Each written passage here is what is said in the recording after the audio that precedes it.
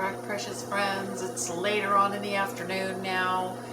The light is getting dim outside, so I've had to turn my light ring on, which makes me look kind of funny and kind of shaded in odd ways. But oh well, we're gonna get through this. So here we are, video number 3. We are going to cook and sauce and taste our wonderful carnivore ravioli. I'm really excited. So we have our pot of boiling water, almost boiling. There we go. It's almost at a full rolling boil. And I have here our sheet of raviolis, and they have been in the refrigerator with a damp paper towel over the top of them so that they do not dry out. Look at these. Is that not amazing? Anybody who's seen real, genuine Italian grandma made ravioli, homemade ravioli, will recognize these. I'm so excited. Our water is now at a rolling boil, and I'm going to turn this down a little bit so that it doesn't knock our raviolis apart, because we don't want it to boil too vigorously. So I'm going to knock that back down to where we have a gentle boil. See if you could see this. You can see how it's definitely boiling, but it's at a gentle boil. Okay? And we are going to introduce our ravioli, and they are a little bit cold, so the temperature of the water is going to go down. Maybe I'll turn it up a little bit more so that the water won't cool down too much. So I managed to get 19 raviolis out of my dough.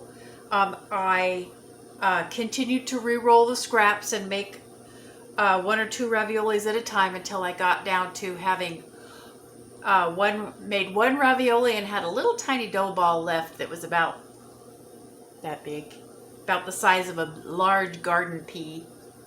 And that was the end of that. So I got 19 raviolis out of that batch of dough.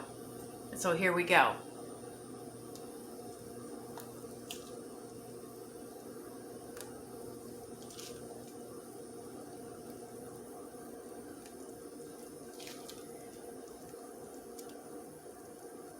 Don't want to introduce them too fast. I want the water to stay hot.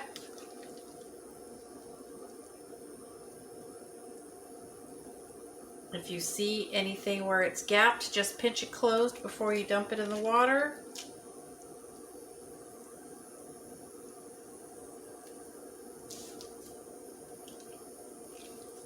And just like regular raviolis, when they are done, they will float.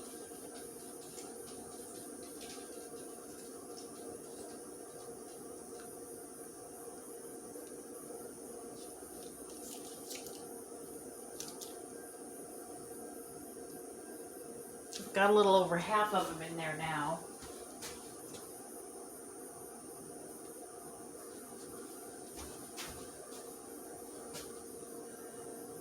And I think this pan, there we go. I was thinking this pan might be a little small, but I'm just going to go ahead.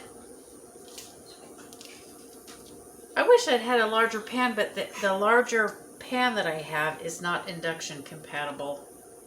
I still have to find me a reasonably mid-sized Dutch oven or larger saucepan than this that's induction compatible.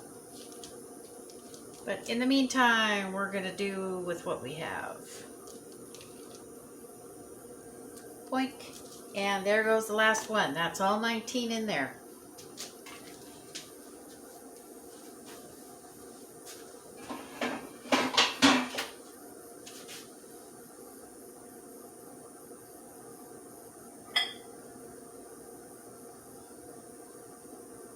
And I'm going to come over here while that is cooking and get me out a colander.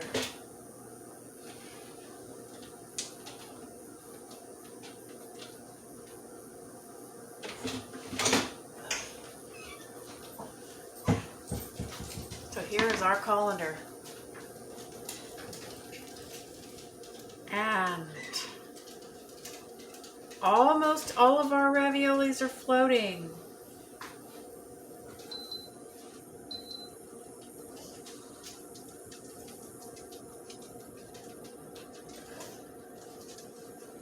I am just so totally amazed how well these do. It amazes me. This is like the third or fourth time that I've made them, and it just continues to boggle my mind how well how much like real raviolis these are. So we just want to make sure that all of the egg in this dough gets cooked, because that's what's going to give it the more or less the texture. Okay, so there we go. Everything is floating, and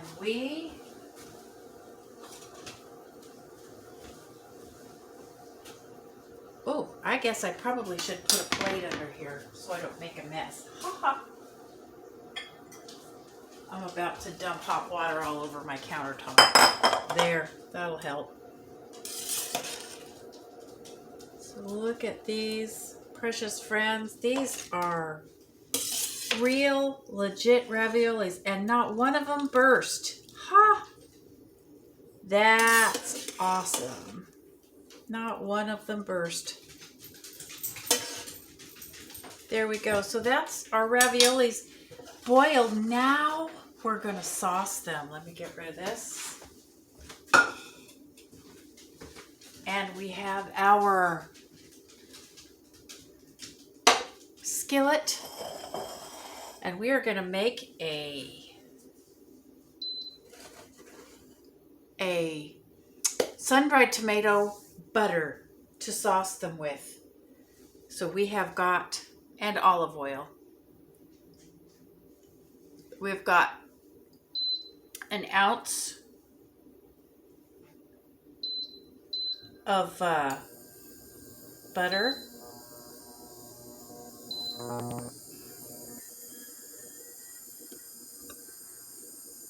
A little bit more than that, maybe. That we're going to melt. While that's melting, I'm going to get a plate, because we are close, friends.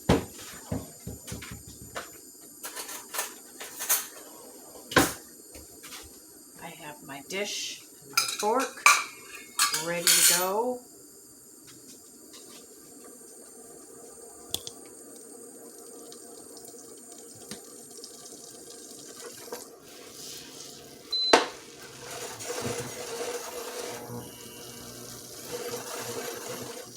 Our butter's all melted, and we have here 2 tablespoons of finely chopped sun-dried tomatoes in olive oil.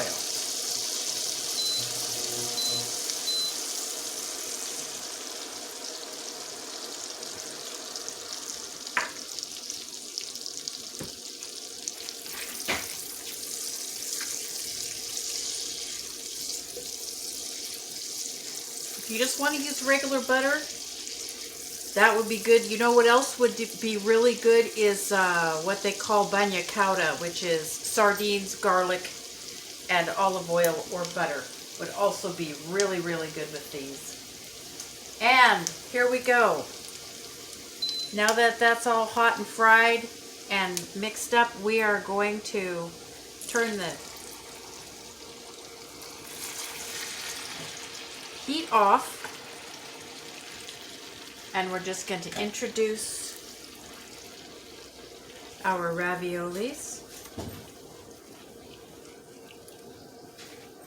and sauce them up ever so gently and beautifully. Look at that. I am telling you what, precious friends, this is something to behold, and I'll tell you, this is going to be delicious.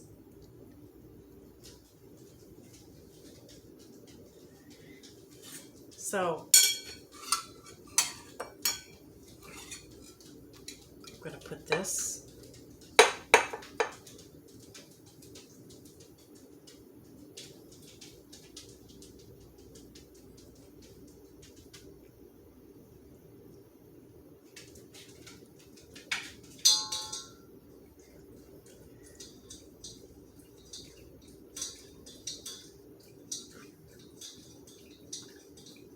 This might be 3 servings, depending on how hungry you are.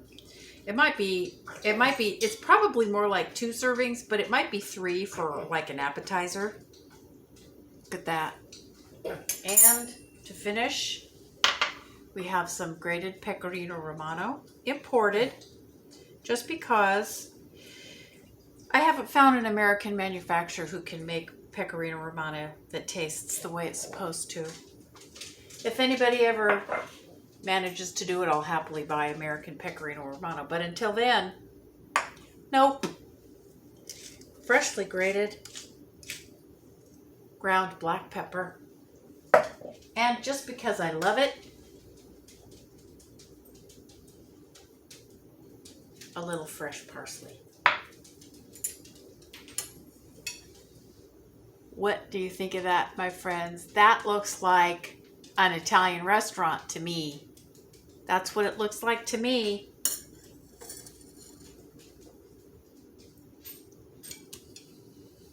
Look at that.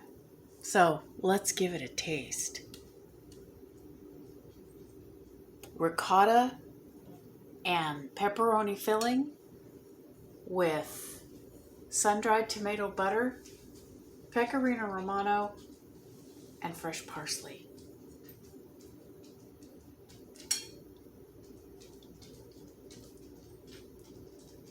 Here we go.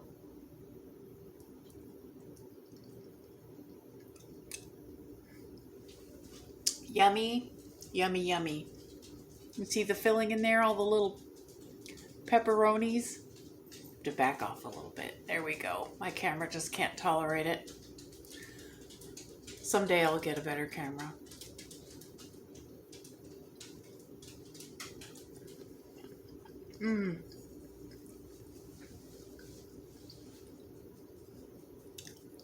The pasta is a little bit softer than a traditional pasta would be, but it really, really doesn't taste like a ball of mozzarella cheese. It just doesn't.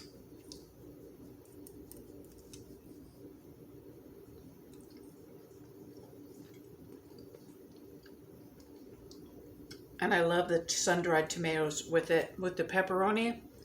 It gives it a real pizza-y sort of flavor. I guess you could call this ravioli alla pizzaiola if you wanted to. Anyway, here you are, friends. There it is. You can do this. Isn't it pretty?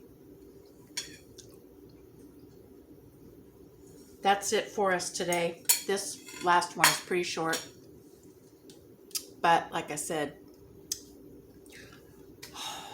if I had done it all in a straight line, it would have been an 1.5-hour video. And that just,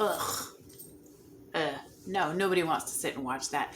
This way you can sit and watch it in bits and pieces. And you don't have to worry about, oh my God, this is so long. But yeah, it's a chore. But you know what? It's so worth it to me. I'm so happy to be able to bring this to you. You're going to impress the hell out of your non-carnivore friends with this one, my friends. Anyway, that is it for today. Thank you so much for joining me. I hope you try this. I hope you let me know how it goes.